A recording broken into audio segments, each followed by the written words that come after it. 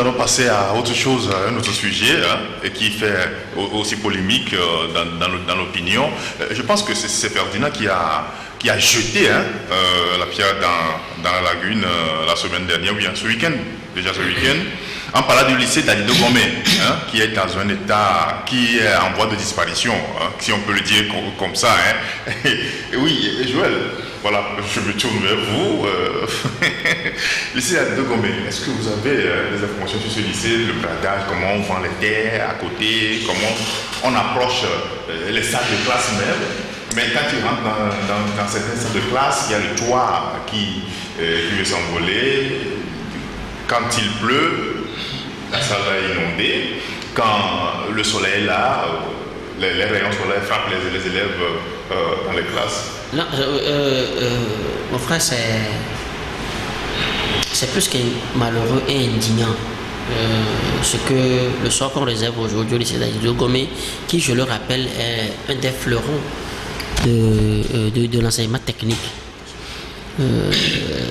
Les cadres que nous avons aujourd'hui, je voudrais vous dire, les gens ont fait lycée d'Alido Gomé directement. Ils servent aujourd'hui à Siemens, ils servent à Alcatel, ils servent dans les grandes industries, etc. À Microsoft, ils servent dans les grandes industries, tant dans tout ce qui est technologie et du, comme je l'appelle souvent, du hard.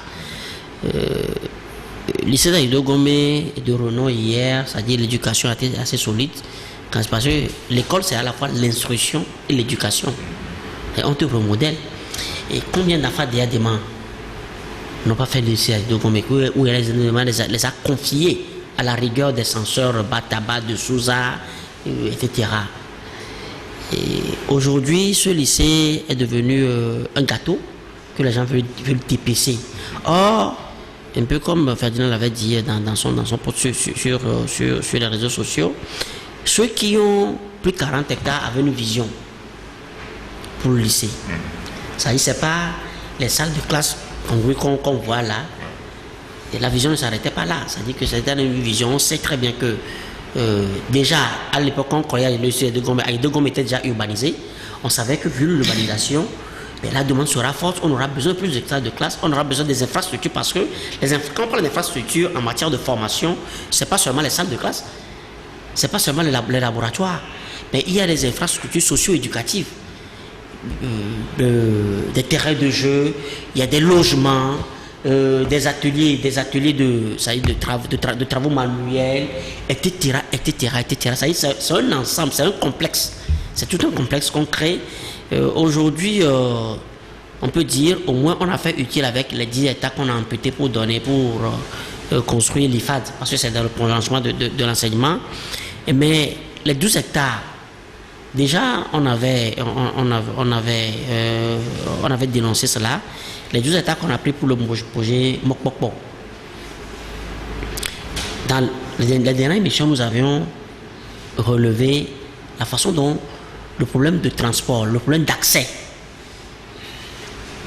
de liaison entre la banlieue et le centre-ville est mal géré, ou par exemple les voies ferrées n'ont pas été mises à profit, parce que les voies ferrées, quand tu vois le circuit, ça te rallie, ça traverse tous les points chauds du centre-ville. Le transport en commun même est mal fait. La route d'Alido Gomé, par exemple, c'est pas maintenant qu'on doit faire 3x2, on devait le faire depuis, et pour faciliter l'accès, etc. Ce qui fait que nos Mokpokpo ne devaient pas être installés dans l'enceinte d'Alido Gomé. Parce que c'est deux choses contraires qu'on met ensemble. En lieu et place de Mokpokpo, ça devait servir de logement pour, par exemple, les enseignants.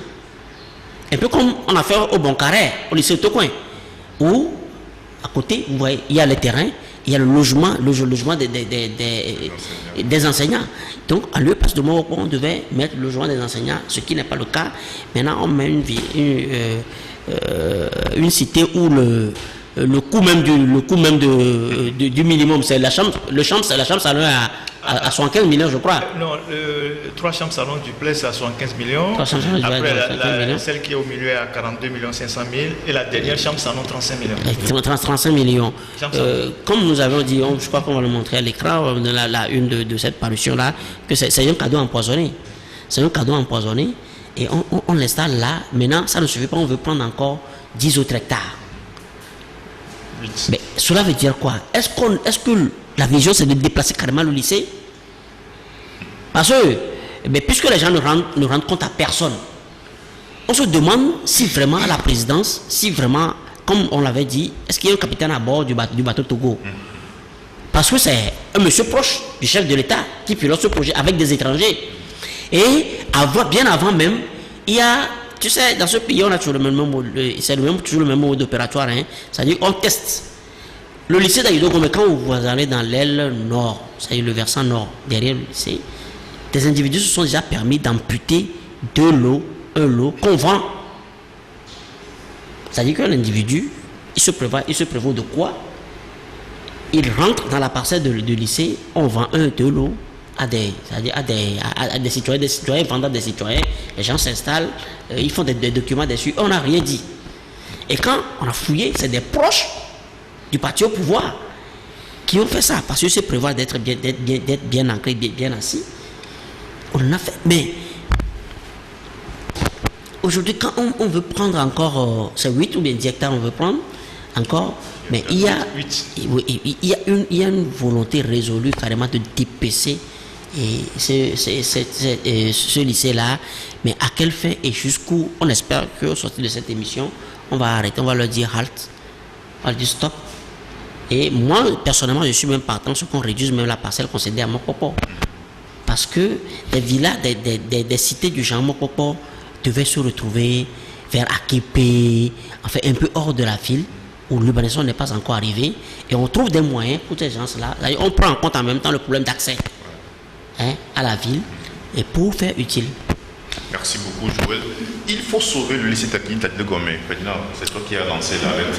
Oui, je pense que ça fait mal, très mal au cœur, parce qu'il y a de ces informations, quand vous les recevez, vous vous posez des questions, que devient notre pays et qu'est-ce que nous réservons pour l'avenir.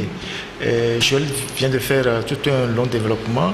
Le lycée d'Aïdogo est inauguré en 1977, je crois. On est dans le cœur de boom phosphatier. Et Adema venait de faire 10 ans au pouvoir. Il fallait marquer, je ne sais pas, son règne. On a conçu ce lycée-là. On a réservé les 40 hectares. On a conçu ce lycée. À l'époque, la population n'était pas assez nombreuse. Mais on a prévu quand même 40 hectares parce qu'on sait que on a vu ce qu'était déjà le lycée de Tokouin, qui avait un espace assez grand. Donc à la longue, on pourrait développer le lycée, faire des logements, construire des infrastructures telles que je viens de le décrire, tout ça, des terrains de jeu et tout. Et on connaît plusieurs de nos frères qui ont fait ce lycée, qui en sont très fiers, qui en parlent tout le temps et qui parlent de la rigueur de leur proviseur, les Bataba, de Souza qui vient de prendre sa retraite et tous les autres qui sont passés là-bas. C'était un lycée, c'était une référence tant sur la formation, la rigueur et puis tout l'espace qu'il y avait là-bas. C'était vraiment une référence. Alors, il s'est fait que depuis quelques années, les prédateurs fonciers, parce que c'est de ça qu'il s'agit, ceux qui amènent les projets, qui font croire que bon, c'est pour le bien des populations, ont jeté leur dévolu sur cet espace. Ils en ont arraché 12 hectares sur les 42. Ils ont conçu les villas. On vient de donner la nomenclature de ces villas-là. Le plus coûteux, c'est 75 millions, hors aménagement. Vous l'aménagez vous-même et tout, décoration et tout. La moyenne villa, c'est 45 millions, 42 millions 500. Et puis le dernier, c'est 35 millions. Alors, au départ, ils ont fait croire que c'était des logements sociaux et qui étaient à la portée des fonctionnaires ou des citoyens ordinaires togolais. Mais on se rend compte à la fin que ceux qui achètent les villas dans cette cité-là, dont bon voilà, l'architecture et tout ça, il faut quand même, je me pose des questions, parce que si c'est les Togolais qui ont fait ça, je leur demande d'aller au Ghana, faire des stages, parce qu'au Ghana aujourd'hui, on déroule des vraies cités, des logements, d'une architecture vraiment, c'est-à-dire que même quand on construit sur un quart de l'eau, l'architecture, quand vous voyez, vous savez vraiment que des gens ont fait un travail. Vous pouvez pas mettre, vous pouvez pas mettre des villas qui ressemblent à des cartons qu'on a pliés en deux, et puis bon, on a compartimenté les chambres, et puis bon, les enfants peuvent faire ça à la maison. Ça n'a pas de goût, ça n'a rien d'esthétique, vous voyez. Et donc, ils ont déjà vendu ces choses-là, et ceux qui sont les acquéreurs, c'est les DG, c'est les ministres, les acteurs du pétrole qu'on vient de citer. Nous les avons cités dans nos parutions. Ils en ont acheté au moins 4 villas là-bas, dont 75 millions d'unités. Vous voyez. Et donc finalement, les fruits de la vente de ces villas ne sont pas allés dans la poche des contribuables togolais. Et les villas ne sont pas vendues aux nécessiteux. Je ne sais pas si vous voyez ce que je dis. Or, ils ont pris un patrimoine qui appartient à l'État. On ne sait pas si l'État leur a vendu. C'est une concession. Ils ont vendu le patrimoine. Et ils ont engrangé de l'argent. Est-ce que cet argent est allé dans les caisses du trésor ou les gens se sont partagés ça? Entre-temps, les 10 États, est-ce que l'État leur a vendu ça? Si l'État leur a vendu, qui a empoché les fonds? Je ne sais pas si vous voyez. Maintenant, il restait, ils ont pris 12 États, il restait quoi? Il restait 28, c'est ça? 28 États, IFAD est venu prendre 9 hectares. C'est d'ailleurs une bonne chose, comme on le disait. Si on n'avait pas préservé l'espace là, on n'aurait pas pris des terrains aujourd'hui pour l'IFAD. Et figurez-vous que le lycée d'Aïsdo Gomé, c'est là où tous les riverains venaient jouer. Parce qu'il y avait des infrastructures, des terrains de foot. La cité Mokoko a avalé tous les terrains de foot. Il n'en reste qu'un seul. Ils ont avalé aussi le terrain de basketball. Aujourd'hui, ils veulent piquer 8 hectares des 19 hectares qui restent. Il n'y aura plus de lycée. Il n'y a plus de lycée. Donc c'est un démantèlement en règle du lycée technique d'Aïsdo Gomé. Pendant qu'on y est, pourquoi ils ne vont pas au camp d'Aïsdo Gomé prendre une partie? Là-bas c'est plus sûr, c'est 40 hectares. Pourquoi ils ne vont pas là-bas prendre? Parce que c'est à côté, il suffit qu'ils traversent la route pour aller chercher une partie du terrain là-bas. C'est dans le voisinage. Oui. C'est dans le voisinage, c'est une ville. Pourquoi ils ne le font pas? Oui, mais c'est sûr de l'espace. Pourquoi ils ne le font pas? Mais parce que ce qu'on dit est extrêmement grave, c'est pour ça qu'on interpelle directement Fonia Singbe. Parce que dans un pays où vous avez des jeunes qui obtiennent de plus nombreux, qui obtiennent de BPC et qui s'orientent vers les filières techniques, vous ne pouvez pas brader, vous ne pouvez pas laisser dépiécer comme ça une école, un lycée, aussi ce lycée. Parce que chaque année, vous avez le nombre des élèves qui obtiennent le BPC qui s'agrandit et qui ont besoin d'infrastructures pour étudier et qui ont besoin qu'on construise de nouvelles classes, de nouveaux amphithéâtres, qu'on construise des infrastructures. Et vous laissez qu'on dépièce un lycée comme ça, en pleine capitale, ça n'a pas de sens. Ça n'a pas de sens. Et donc, nous, c'est un cri d'alarme qu'on lance en demandant s'il y a au moins quelqu'un qui peut mettre de l'ordre. Mais ça n'a pas commencé avec le lycée. Ils avaient déjà amputé une partie du CG de Sabado. Non, Sabado ou bien comment? Ségbé. Ça a fait des articles chez Ambroise Bondio. À l'époque, il y avait le ministre Senou, où on a amené des individus vers eux, découpé carrément une moitié du CG de Ségbé pour vendre à des particuliers. Bien sûr. Je ne sais pas si vous voyez. Voilà. Donc, on avait commencé quand, rapidement, d'accord, il y avait le projet Mokoko, etc. Et voilà. Ils sont arrêtés. Donc, du jour au lendemain, on vous dira qu'on a pris une partie du lycée de Baguida pour construire une cité. On vous dira qu'on a pris une partie du lycée de Nikonakwa, je ne sais pas si là-bas il y a de l'espace. Demain, on vous dira qu'on a pris une partie du lycée de Tokouin. Après, demain, on vous dira qu'on a pris une partie du lycée d'Agonivé pour construire des... Parce que la nouvelle trouvaille de ces mafieux-là, c'est de repérer les établissements scolaires, les collèges, et de profiter des failles pour mettre la main dessus et prendre une partie pour faire leur projet. Je ne sais pas si vous voyez. Parce qu'on a déjà vendu les réserves administratives. Il n'y en a plus. Il n'y a plus de réserves administratives. Ils ont tout vendu. Avec la complicité des gens du cadastre, ils ont fait des papiers aux gens. Maintenant qu'il n'y a plus d'espace à Lomé, il faut jeter le dévolu sur les établissements scolaires qui ne sont pas clôturés, qui n'ont pas sécurisé leur espace. Encore que Boisito Gomé est clôturé, mais ils sont rentrés dedans. Il faut forcément une loi à l'Assemblée nationale pour protéger les infrastructures scolaires. Sinon, à l'allure où nous évoluons, on n'aura plus de collège au Togo. Parce que l'université est dans le même cas. Il faut qu'on en parle.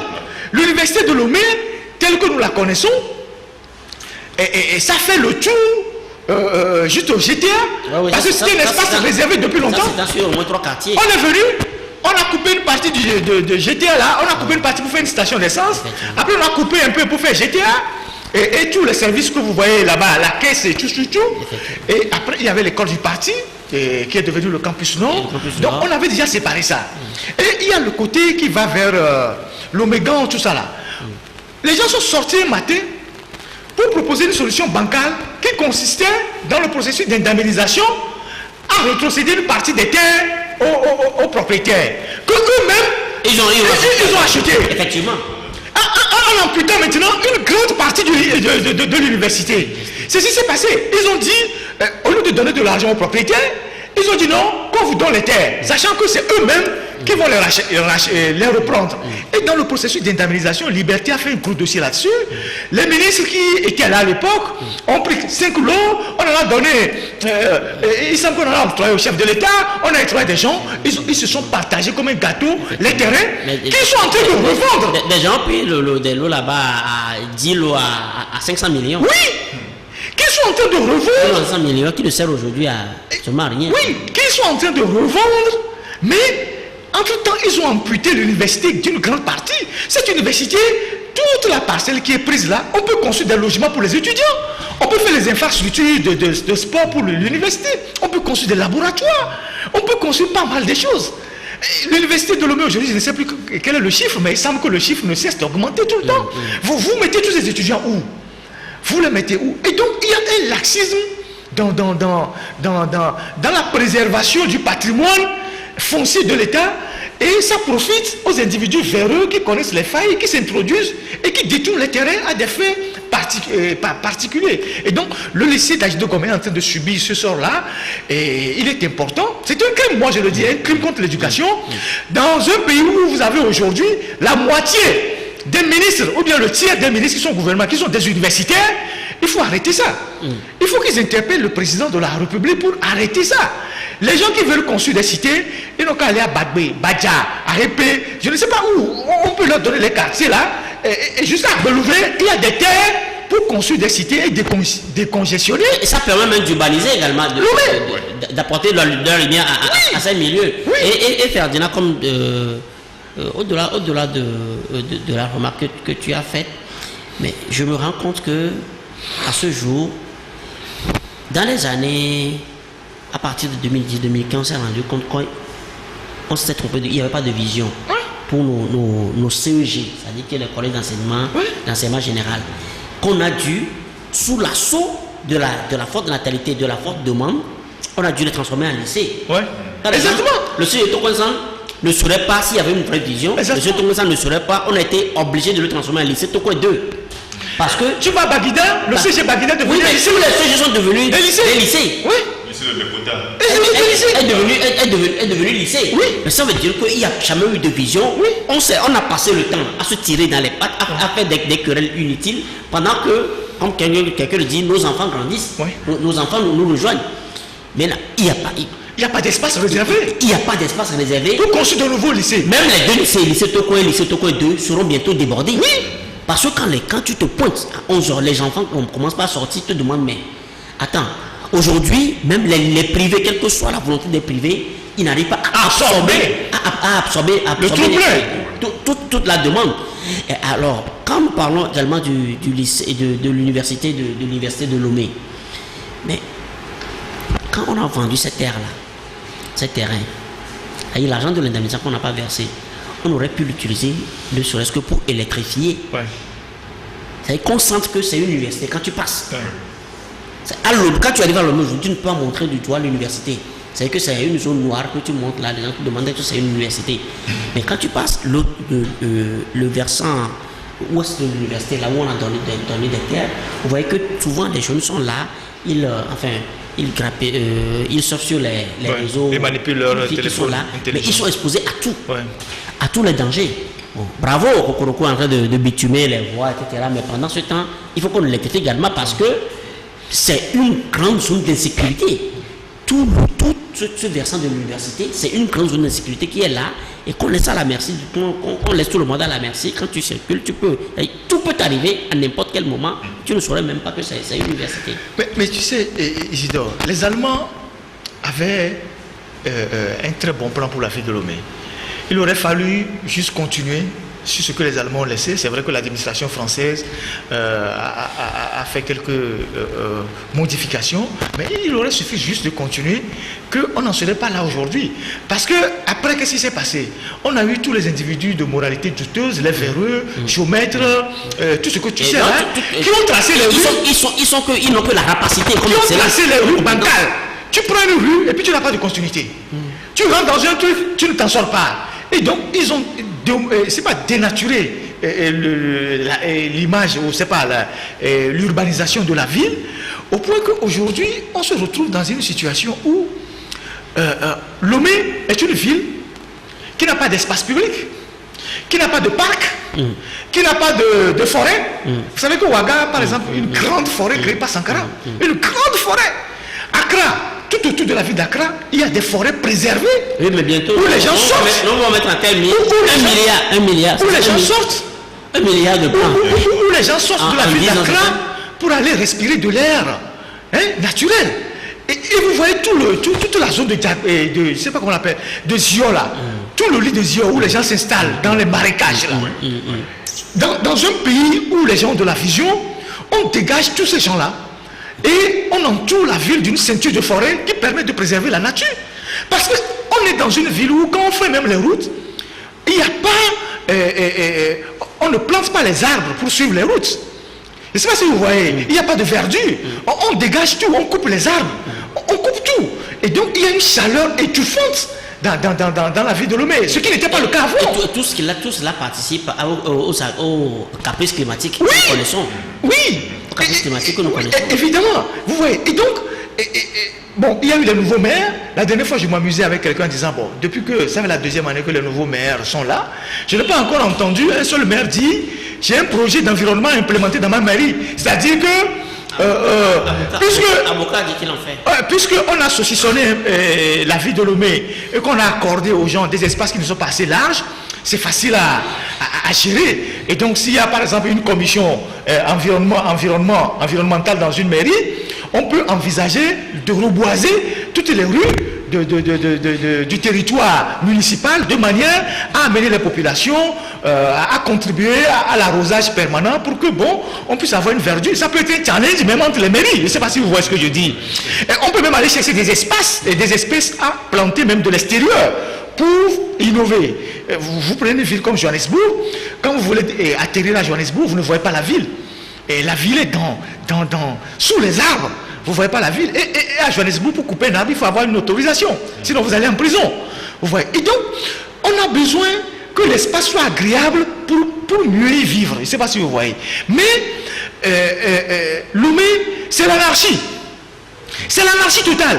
On a eu des ministères de la ville, on a des ministères de foncier et tout. Et à chaque fois qu'on nomme un ministre ou je ne sais pas, on nomme quelqu'un dans le foncier, c'est pour venir légaliser lui-même le faux qu'il a eu à faire avant sa nomination. Qui vaut suspension pour le gouvernement. Voilà. Je ne sais pas si vous voyez. Et donc, il y a tellement de choses à faire. Oui, il y a tellement de choses à faire pour rendre notre capitale plus ou moins agréable, mais personne ne fait rien. Non seulement personne ne fait rien, mais ce qu'il faut préserver, on ne le préserve pas non plus.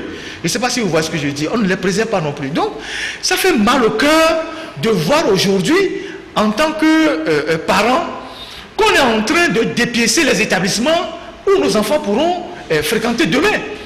Et pour construire des maisons pour des riches. Pour construire des maisons pour des riches. Et c'est ce qui se passe au lycée d'Aldo Gomé. Et donc, on interpelle l'autorité suprême. Parce que celui qui est derrière ce projet-là est dans son cabinet, à la présidence de la République. Quel genre de compte rendu on lui fait? Quel genre d'informations on remonte à l'autorité suprême? Parce que vous pouvez badiner avec tout. Mais vous ne pouvez pas patiner avec l'éducation. Vous ne pouvez pas saccager les lycées, les collèges. Vous ne pouvez pas les détruire. Vous les avez déjà, on a déjà détruit la qualité de l'enseignement. Je ne sais pas si vous voyez. Maintenant, on détruit carrément même les immeubles. C'est-à-dire qu'on est en train de prendre les sites. On est en train de prendre les sites. Donc après, il n'y aura plus de lycée. Il y a un confrère qui a fait une très bonne analyse, Luc Abaki, pour ne pas le citer, qui disait, mais vous ne comprenez pas la tactique. Que mais si demain on doit agrandir le lycée, on déplace maintenant le lycée, on m'a dit que l'espace n'est plus grand. C'est-à-dire qu'on en a tellement pris de part et d'autre, que si demain quelqu'un vient dire, mais écoutez, nous avons besoin de grandir le lycée, et les autres vont dire, mais il n'y a plus d'espace. Donc enlevons le lycée et terminons les projets des villas. Voilà l'idée qui est derrière. Vous voyez? Et donc je pense que c'est de notre responsabilité. C'est de la responsabilité des parents d'élèves. Parfois aussi de tirer sur la sonnette d'alarme. C'est de la responsabilité des élèves eux-mêmes. C'est de la responsabilité des associations, des syndicats, des enseignants. Pas seulement des journalistes. Vous savez, en Côte d'Ivoire, là, quand un enseignant fait une bévue, les élèves sont dans la rue. Et Burkina Faso, Côte d'Ivoire, là, c'est les deux pays où les élèves... Mais la dernière fois, ça, au Burkina Faso, il y a eu des intrus dans un établissement, parce que l'établissement n'est pas clôturé. Les élèves étaient dans la rue pour exiger qu'on clôture l'établissement et sécuriser les élèves. En Côte d'Ivoire, vous voyez des choses comme ça. Au Togo, les élèves n'ont pas ce niveau... On a interdit ça. Les élèves n'ont pas ce niveau de conscience, par exemple, au lycée d'Agido Gomé, pour protester en disant, mais on est en train de prendre nos terrains de jeu. On est en train de prendre nos terrains de basket, de football. On est en train d'engloutir nos espaces culturels. Nous, les élèves, nous ne sommes pas d'accord, parce que comment allons nous épanouir dans un lycée où on nous prend tous les espaces sur lesquels on a l'habitude de nous amuser. Mais on a encore un niveau de conscience très bas au niveau des élèves, mais il revient aux syndicats des parents, associations des parents d'élèves, les syndicats des enseignants, parfois de réagir en disant, mais vous ne pouvez pas continuer par dépiécer, démanteler les établissements scolaires. Nous les enseignants, demain on va faire quoi? Quand tu parles de l'association des parents d'élèves, il faut, ça c'est un autre débat. Oui, c'est une autre matière qui est organisée là-bas. Caporalisé. N'est pas président de l'association des parents d'élèves qui veut. Tu t'es politisé dans le pays. Oui, c'est presque une nomination indirecte. Et tu ne peux pas. J'attends de voir cette association-là. Et bon, peut-être qu'il y en a qui vont faire un rebond. Il faut faire amende honorable pour poser le débat, parce qu'au moins la presse l'a fait. Ouais, bon. Nous aujourd'hui on a lancé jeté le papier dans la mare, et quitte à eux maintenant de monter au créneau pour réclamer ce qu'il faut. Merci messieurs. Nous allons observer une petite pause et nous revenons pour la dernière partie.